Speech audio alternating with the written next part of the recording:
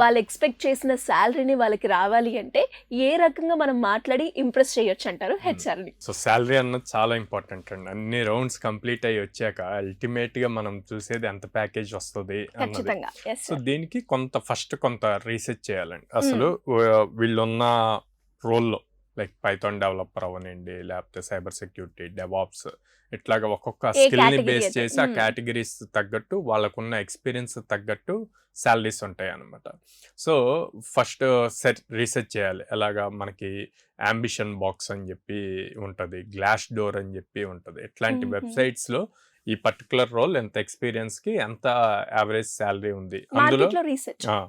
Highest ఎంత ఉంది, least ఎంత ఉంది, యావరేజ్ ఎంత ఉంది అన్నది కూడా వస్తాయి అన్నమాట. అండ్ ఏరియాని బేస్ చేసి కూడా వస్తాయి.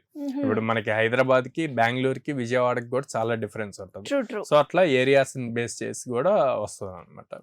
సో అవి కొంత రీసెర్చ్ చేసి అప్పుడు మనకు ఒక థాట్ ఉంటుంది. ఆ థాట్ ని బేస్ చేసి వాళ్ళు ఇస్తున్న ఆఫర్ ఎంత ఇస్తున్నారు అన్నది చూస్ చూడొచ్చు. చేసుకోవాలి. యా